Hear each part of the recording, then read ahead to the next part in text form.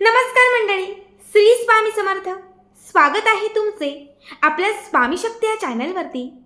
बघा, आपल्यापैकी असंख्य महिलांचा जास्तीत जास्त वेळ हा आपल्या स्वयंपाकघरात म्हणजे किचनमध्ये जातो. बघा, आपलं जे स्वयंपाकघर आहे या स्वयंपाकघरात अन्नपूर्णा मातेचा वास असतो. आपल्या घरामध्ये वास्तुशास्त्र हे नेहमी तथास्तु असतं, पण बऱ्याच वेळा आपण काही चुका करतो. आपल्याकडनं काही चुका घडतात. आपण शास्त्रानुसार नाही तर आपण आपल्या मनानुसार काही गोष्टी करतो आणि त्याचा परिणाम आपल्याला बऱ्याच वेळा भोगावा लागतो. बघा, जेव्हा जेव्हा वास्तुशास्त्र आपल्याला श्राप देतं, जेव्हा जेव्हा वास्तुशास्त्र आपल्याला दोष देतं, तेव्हा आपल्या आयुष्यात असंख्य अडचणी येतात. आपण म्हणतो की माझ्या घरात खूप पैसा आहे, सगळं काही आहे, पण माझ्या घरात सुख नाही आहे. बरेच लोक असे असतात की ज्यांच्या घरामध्ये सगळं काही असतं पण पैसा नसतो. मग आज स्वयंपाकघरात मी अशा काही गोष्टी तुम्हाला आता सांगणार आहे. या गोष्टी जर तुमच्याकडे चुकून माकून घडत असतील, काही चुकीच्या ठिकाणी जर तुम्ही चुकीच्या गोष्टी ठेवल्या असतील, तर त्याचा परिणाम तुम्हाला दररोज भोगावा लागेल. मग तुमच्याकडे पैसा टिकणार नाही, घरात क्लेश होत राहतील, घरात भांडणं होत राहतील आणि बऱ्याच वेळा तुमच्या घरामध्ये पैसाही येणारच नाही. म्हणून ज्या काही गोष्टी मी आता तुम्हाला सांगणार आहे त्या व्यवस्थित ऐका. तुमच्याकडे अशा काही गोष्टी घडतात का किंवा तुमच्या हातून या चुका होतात का हे आवर्जून या व्हिडिओमध्ये तुम्ही बघा. सगळ्यात पहिली गोष्ट, बरेच स्वयंपाकघर असे मी बघते की जिथे गॅस म्हणजे आपली शेगडी किंवा आपली चूल, एखादा स्टोव असतो कोणाकडे, आपण ठेवतो त्याच्या बाजूलाच एखादा पाण्याचा हंडा भरून ठेवतो, एखादी पाण्याची कळशी भरून ठेवतो किंवा एखादा पाण्याचा माठ भरून ठेवतो. त्याच्या उजव्या साईडला असतो, डाव्या साईडला असतो, पण तो जवळ असतो. लक्षात ठेवा, अग्नितत्व आणि जलतत्व, अग्नितत्व आणि जलतत्व या दोघांचं जे एकत्रितकरण आहे हे कधीच होत नाही.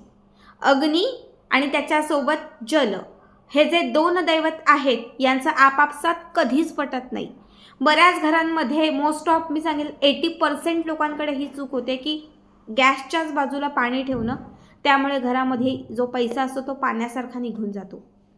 घरामध्ये सुख राहत नाही, घरामध्ये क्लेश होतात. आता प्रत्येक स्वयंपाकघरामध्ये पाणी असतं, कुणाकडे फिल्टर, जार, ॲक्वा असतं, पण ते थोडंसं आपल्याला गॅसपासून लांब ठेवायचं आहे. जिथे तुमची अग्निदैवत आहे म्हणजे जिथे तुम्ही स्वयंपाक करताय, स्टोव शेगडी जे असेल त्याच्यापासून थोडंसं तुम्हाला पाणी जे आहे हे तुम्हाला लांब ठेवायचं आहे. तरच तुमच्या घरात पैसा टिकून राहील, तरच तुमच्या घरामध्ये पैसा जो आहे तो येत राहील. आता दुसरी गोष्ट, बरेच अजूनही असे घर आहेत की जिथे मीठ जे आहे ते स्टीलच्या डब्यात किंवा प्लास्टिकच्या बर्नीत ठेवलं जातं. बघा, मिठाचा संबंध हा माता लक्ष्मीशी आहे आणि स्टील प्लास्टिकचा संबंध हा राहुग्रहाशी आहे. राहूचं आणि लक्ष्मीचं कधीही संमेल होत नाही. राहू आणि लक्ष्मी कधीही एकत्रित राहत नाही. त्यामुळे आपल्याकडनं जर ही चूक होत असेल किंवा आपल्याकडनं जर ही चूक घडत असेल की स्टीलच्या डब्यात मीठ ठेवा किंवा प्लास्टिकच्या डब्यात, तर तुमच्याकडे पैसा कधी येणारही नाही आणि आलेला पैसा कधी टिकणारही नाही. सतत दरिद्रता येते, गरिबी येते.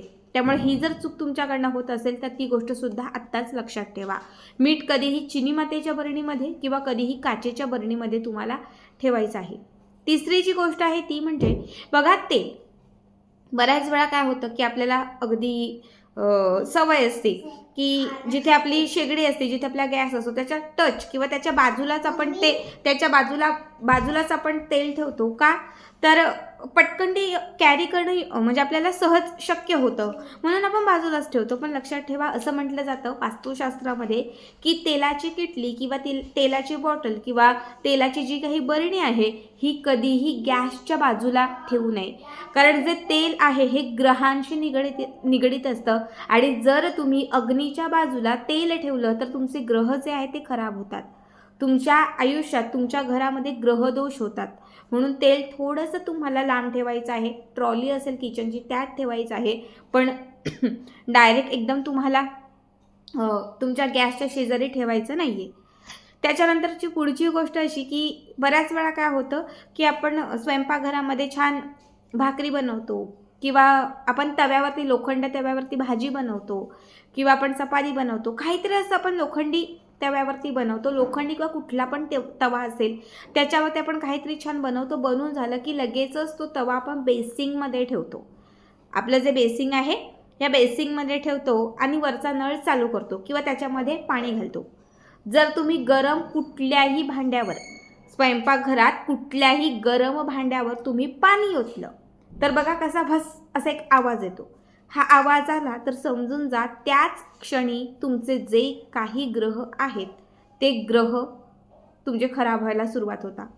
आणि यामुळे सुद्धा बऱ्याच वेळा आपल्यावरती दारिद्र्य येते, गरिबी येते, आर्थिक संकट येते किंवा बऱ्याच वेळा सतत काही ना काही कुठल्या गोष्टींमध्ये जे नुकसान होतं तर ती सिच्युएशन आपली सुरू होते. बरेच स्वयंपाकघर असे मी बघते की जे सतत अस्वच्छ असतात. बरेच स्वयंपाकघर सतत अस्वच्छ असतात. सकाळची भांडी रात्रीपर्यंत असतात. सतत तिथे केर कचरा किंवा घाण जी आहे ती साठलेली असते. बघा माता लक्ष्मी, माता अन्नपूर्णा ही आपल्या स्वयंपाकघरात वास करत असते. जर तुमचं स्वयंपाकघर स्वच्छ असेल तरच माता लक्ष्मी ही आपल्या स्वयंपाकघरामध्ये स्थिर असते. माता लक्ष्मी आपल्या स्वयंपाकघरामध्ये वास्तव्य करत असते. जर घाण असेल तर कधीही तुमच्या घरात लक्ष्मी येणार नाही आणि तुमच्या घरात कधीही पैसा टिकणार नाही.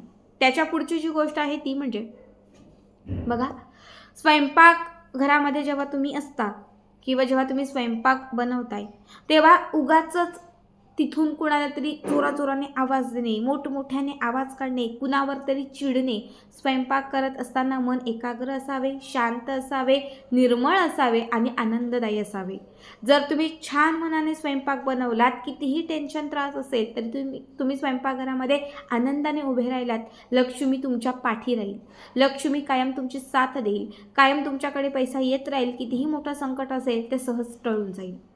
बऱ्याच वेळा असं होतं की जेव्हा आपण स्वयंपाकघरामध्ये असतो तेव्हा आपण शिल्लक जे अन्न राहतं, बऱ्याच घरांमध्ये वेस्टेज अन्न खूप जास्त जातं.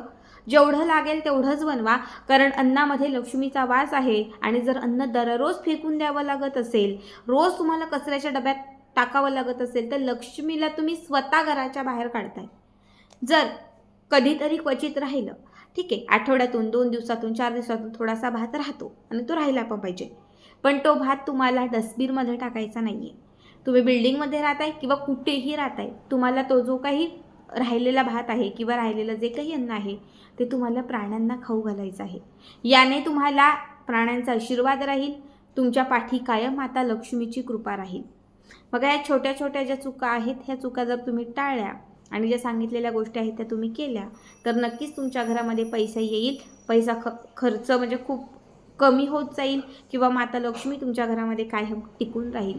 बऱ्याच महिला अशा सुद्धा असतात की ज्या अंघोळ न करता, म्हणजे सकाळी उठायचं, टिफिन बनवायचं, तुमची कुठलीही परिस्थिती असो, काहीही असो, मी सांगेल की स्वयंपाक घरामध्ये जेव्हा तुम्ही प्रवेश कराल तेव्हा छान स्नान झालं पाहिजे. अंघोळ केल्याशिवाय स्वयंपाकाला हात लावू नये. कुठल्याही भांड्यांना तुम्ही स्पर्श करू नये. पुरातन काळापासून किंवा अगदी अगोदरपासून तुम्ही बघितलं असेल, तुमच्या आजी पणजीला विचारा, ते लोक कधीच 4-4:30, आता तर आपण थोडं लेट उठतो, ते लोक तर 4-4:30ला उठायचे, तरीही स्वच्छ स्नान करून दाराच्या समोर पाणी शिंपडायचे, केर काढायचे, असंख्य गोष्टी करायच्या. बघा, स्नानाला आपल्याकडे खूप विशेष महत्त्व आहे. सकाळचं स्नान खूप महत्त्वाचं आहे. स्नान केल्याशिवाय कुठल्याही गोष्टीला स्पर्श करायचा नसतो. जर तुम्ही बिना आंघोळीचे किचनमध्ये जात असाल, स्वयंपाक करत असाल, बाकी गोष्टी करत असाल तर तुमच्या घरामध्ये कधीही लक्ष्मी येणार नाही, लक्ष्मी टिकणार नाही, तुमच्या घरामध्ये धनाच्या समस्या सुटणार नाही आणि कधीही तुमच्या घरामध्ये पैसा स्थिरावणार नाही. खूप साध्या सोप्या गोष्टी आहेत, ह्या नक्की फॉलो करा. आणि आजचा व्हिडिओ तुम्हाला कसा वाटला कमेंट करा. श्री स्वामी समर्थ.